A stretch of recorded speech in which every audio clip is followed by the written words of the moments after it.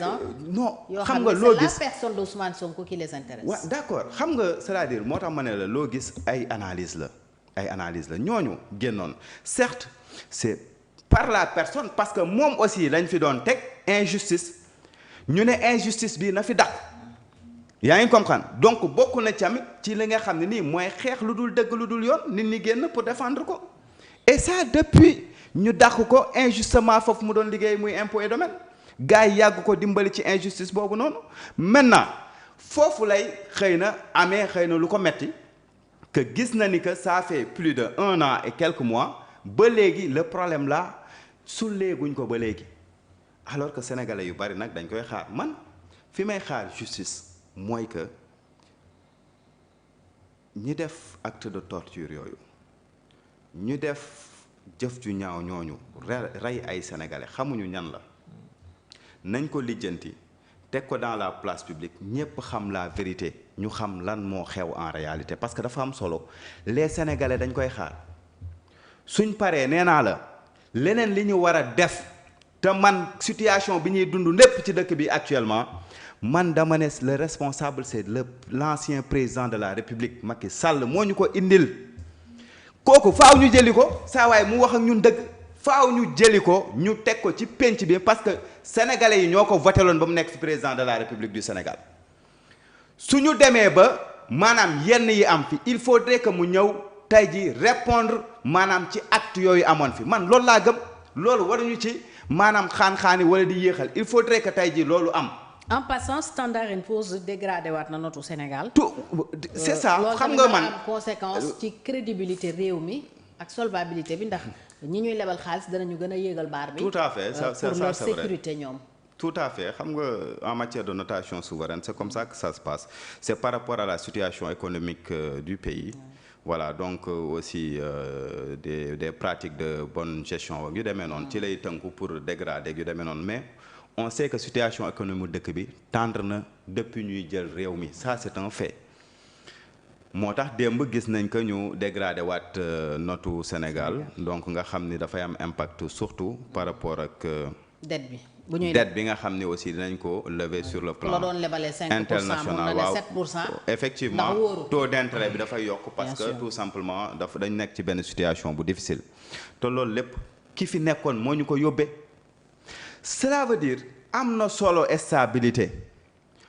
parce que dëkk mënuñu ko defar sans stabilité mais aussi dafa am solo ñu rendre justice président de la République n'a jamais dit moo tax damay gis pratiquement dama naan waa ñun ñëpp que ñu bokk Pastef que ñu bokk ci alliés yi que ñu bokk ci coalition Diomaye wala ci leneen ak leneen ñi nga xam ne ñu ngi jàppale le régime waa ñëpp bu ñu dalee ci kaw président de la République c'est-à-dire qu'on est en train de fragiliser ci la ñu toog en quelque sorte c'est ce qu'on est en train de faire. conclusion boobu nga tiré ci déclaration bi président Pastef def. non dama gis xam nga président Pastef dafa def déclaration am quand tu communiques nag c'est-à-dire attends-toi à revanche que ku nekk jàngatee ci nu mu ko war a jàngatee. aussi dañ ci jàngat que ni tey liñ ci jàngat mooy que ñun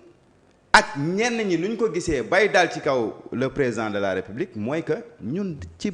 branche bi ñu toog moom la ñuy dagg en quelque sorte parce que fu conflit amee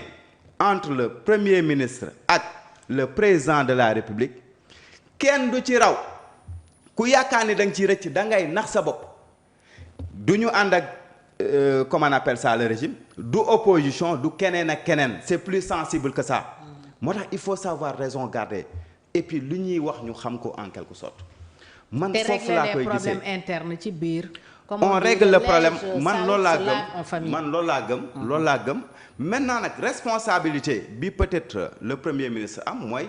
responsabilité morale boobu mooy que tey jii am na ci xeex bi ñi nga xam ne ñàkk nañ ci seen bakkan lu bëree bëri loolu moom lu metti la et il faudrait que justice bi def ci liggéeyam parce que président de la République bugg ci dugal loxoom li mu wax c'est clair parce que su ko defee day mel ni que la justice n'est pas indépendante donc mu taxawaayu njaaxaanaay libérer la justice tout simplement pour bàyyi justice bi mën a am indépendance pour ñu mën a def seen liggéey correctement maintenant nag c'est à la justice de faire son travail mënuñu fi topp tamit wax dëgg fa yàlla ñoo xam ne dañuy luubal ay 50 millions bàyyi fi nag ñi nga xam ne kon luubal nañ fi ay xaalis bu dul jeex man loolu duñ ci d'accord maintenant. mais ñu njort ne dañoo luubal yéex na pratiquement ñu ngi ci kaso bi. ah déedéet des na kon des na ci sorti premier ministre bi lu ñu ci mën a constater mooy des na te nag. man gëm naa ni des na de mais est-ce que justice. parce que am na ay éléments yu suffisants man damay dellu ci déclaration bi président Bassirou Diomaye Faye defoon ci 100 jours yi. mu ne nit tam balaa nga koy jàpp da ngay am loo ko jàppee. mais munoo xëy parce que toi tu fais partie de l'ancien régime tu es soupçonné rek dañ lay jàpp. yow ak ñeneen ñëpp jaga ci kaso bi. justice bu lay jàpp dafa am ci lu mu koy teg. non je suis parfaitement d'accord gis nga soxna Fatou man yàgg naa la wax ne la problème bi ñuy njëkk am bu fekkee ni gagné nañ pouvoir bi mooy. ñi ñuy bëgg gars yi jàpp ñëpp ñu ci bari duñ leen mën a jàpp parce que nag justice procès dafa am nu muy fonctionner tey ji preuve yi pour dajale ko ba mën cee topp nit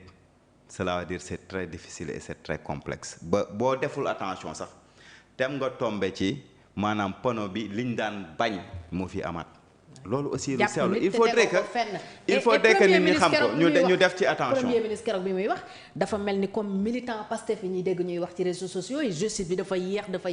nañ la alors que on nous dit toujours que le temps de la justice n'est pas le temps de la politique. oui le temps de la justice mais moom Ousmane Sonko en tant que premier ministre autorité war a tey garantir ni république bi di doxee ak institution yi. donte président de la république mooy le garant du bon fonctionnement des institutions mais premier ministre daf ci am responsabilité d'autant que moom fàttali na ne sax responsable moral la tey ci pouvoir bi nga xam ne ñoom ñu ngi ko yor donc moom Khaline est-ce que war na waxee noonu mel ni militant yi wax ci mbedd mi naan justice bi dafa yéex alors que kenn gënu ko xam ne justice quand même bala mu lay teg loxo ba di la xañ sa liberté dafa am ci lu mu ko war a teg lu wér. xam nga loolu ay jàngat yu wute la mooy li ma lay wax c'est-à-dire que benn président de la république génn na fi ne des fois il faudrait que citoyens yi def benn pression ci justice loolu noo koy jàngate. waaw ñëpp ñaawlu noonu nañ ko. pratiquement maintenant wax c'est-à-dire maintenant premier ministre dafa génn wax li muy wax mu wax benn affaire amit bu am solo mooy que il faut que ñu rendre justice mais waxul ni amul ay éléments de preuve nee na rapport yaa ngi fi ni gars yi sàcc nañ lu toll ci nangam fu rapport ay ne.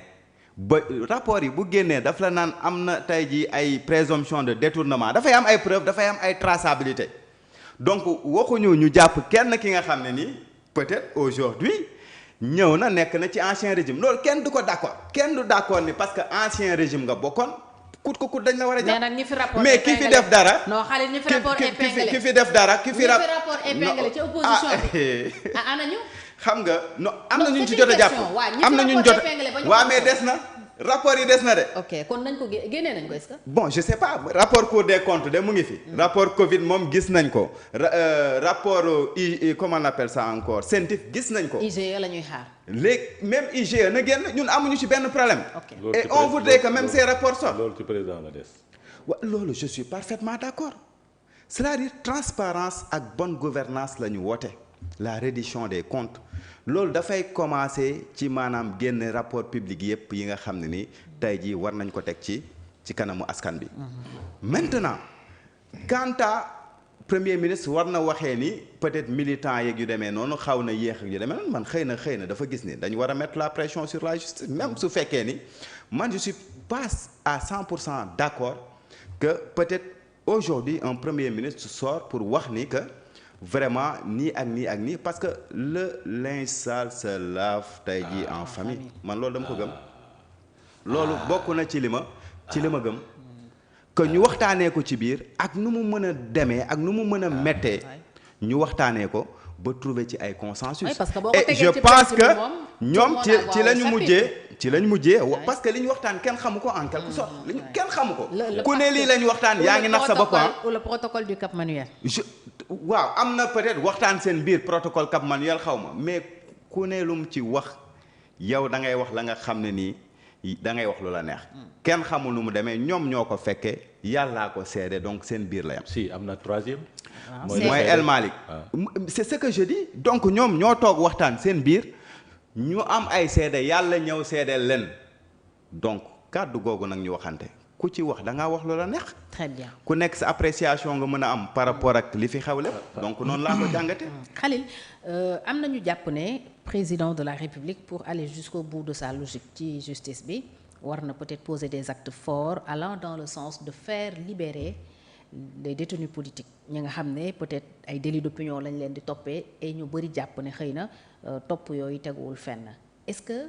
pour yow noonu la war a demee effectivement il doit aller vers ça au nom de la stabilité. Au nom de la stabilité et de l'indépendance de la justice. Bon, suite à sa déclaration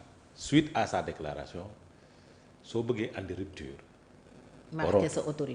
sa autorité. waroo taxawee taxawaay boobu. C'est-à-dire dans le cadre de la réconciliation c'est vrai dans le cadre de la réconciliation képp koo xamante ne jàpp nañ la pour délit d'opinion dafa war a jeex Sénégal. dañ la war a libérer nga dem dox parce que loolu aussi day andi jàmm ci réew. day andi stabilité ci réew.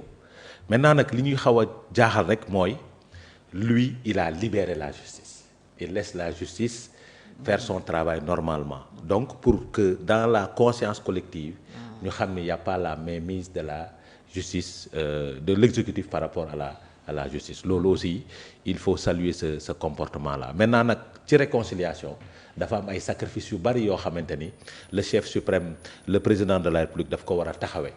pour andi stabilité pour andi leneen parce que njiitum réew moom njiitum réew rek lay doon. Quand tu es président